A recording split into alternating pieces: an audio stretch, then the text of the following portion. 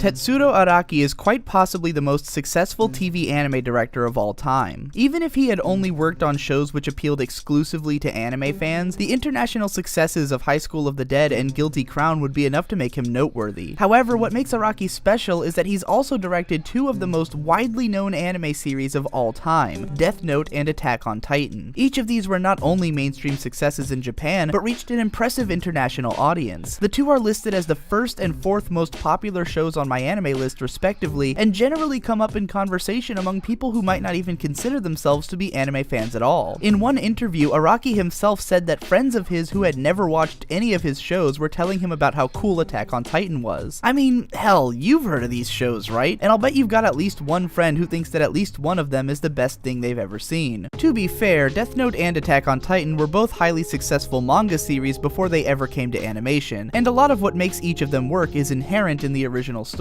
However, there's no question that a popular manga doesn't necessarily translate to a good or successful adaptation, and the fact that Araki has made this lightning strike multiple times is extremely impressive. Even if his only talent was being able to recognize which works were worth attaching his name to, it would be one hell of an enviable skill. Of course, I think there's more to it than that, which is why I'm about to break down what I think this director does to make his series stand out to such an extent. First and foremost, what Araki excels at is the good old-fashioned Hollywood wow factor. All of his shows are explosively bombastic, visually stimulating, and over the top. They are stylistically hyper-real, with intense colors, sweeping and rotating cameras, and frenetic action sequences. These are shows that grab your attention, and with all of them having been produced either by Studio Madhouse, Production IG, or the newly formed IG spin-off Wit Studio, these shows have the talent and budget behind them to bring Araki's intense visions to life like no other TV anime can do. Araki's style stands out because whereas many directors try to be over the top using just explosions or chase scenes or an ever-increasing scale of destruction, Araki focuses more on taking the emotions and subtleties of his characters and presenting them in hyper-dramatic ways. Some of the most exciting scenes in Attack on Titan consist of characters giving big speeches or reacting with horror at what they see before them. In Death Note, Light Yagami writing in a notebook or eating a potato chip can feel like the most epic thing in the world. With High School of the Dead, Araki specifically told his team to come up with unique and over-the-top uses for breast physics, leading to the legendary Matrix boob scene among others. The best way to get a sense of Araki's strengths is by watching Guilty Crown, which in spite of its success is less popular than the other shows that I've mentioned. By most accounts, Guilty Crown's anime original script was an utter mess, and a lot of people watched it with the fascination of a train wreck. However, what made Guilty Crown so watchable in spite of its script was the super sleek production values. With beautiful character designs by Red Juice, an exciting Hiroyuki Sawano soundtrack, lavishly detailed background art, and Araki's propensity for high-intensity action, Guilty Crown managed to entertain so much on the production level alone that it still managed to be successful. Araki clearly has an eye for putting all the best elements of production into his work, regardless of what the script might look like. That said, the true might of Araki's talents comes through in his adaptation work, as he can so perfectly draw out the basic appeal of the manga that he brings to animation. In Death Note and Attack on Titan, he took the impact and emotions of each scene and magnified them to the point of near excess. He perfectly understood where the raw, adrenaline-pumping energies of these series lie. With High School of the Dead, he must have realized that what set the manga apart from all of the zombie stories it pays homage to was the emphasis on fan service, so he ramped that fan service up to the highest degree possible and capitalized on it brilliantly. The key word I would use in describing Araki's work is memorable. I'm not even a fan of Attack on Titan, having dropped it after 5 episodes, but I can clearly remember the first time that I saw the insane action animation in the show's trailers, and the moment when Eren's mom got eaten in the first episode, and that unforgettable opening theme by Linked Horizon. I remember all those weird-ass random titans because they were made to feel so distinct and strange, and I remember all those kids dying in episode 4. I still remember scenes from Death Note that I watched 9 years ago, and I'll never forget Matrix boobs for as long as I live. Just try and imagine if any of these series had been directed and animated by anyone else. If they didn't have that explosively memorable factor, would any of them have stood out nearly as much? I think of something like the first season of the Bakuman anime, which many fans consider to be inferior to the manga simply because it failed at capturing the raw intensity of the storyline, and I wonder how a show like that could have felt better if someone like Araki had given it the dramatic treatment of Death Note. On the storytelling level, it's hard to determine how much credit Araki deserves. Not only are his most successful works all adaptations, but he doesn't write the scenarios for most of his shows either. However, However, I think it's worth pointing out that all of his shows fall into the same general narrative style, with the same kind of appeal, making it clear that if nothing else, Araki has a particular kind of manga that he likes adapting the most. Specifically, all of Tetsuro Araki's shows have a very broad demographic appeal. These are shows that both adults and teenagers can easily enjoy, and in the cases of Death Note and Attack on Titan, are neither particularly gendered nor contain any factors which might limit the appeal to only anime fans, other than the fact that they are animated. And when Araki does make shows that are geared specifically towards a certain market, he makes sure to appeal to that market as strongly as possible. Death Note is perhaps the best example of Araki's broad demographic appeal. A lot of Death Note fans would probably never guess that the original manga ran in Shonen Jump, alongside the likes of Naruto, Bleach, and One Piece, because it feels like something made with adults in mind. It has serious, dark themes, a working understanding of psychology and social politics, and a tendency towards very smartly written strategic scenarios.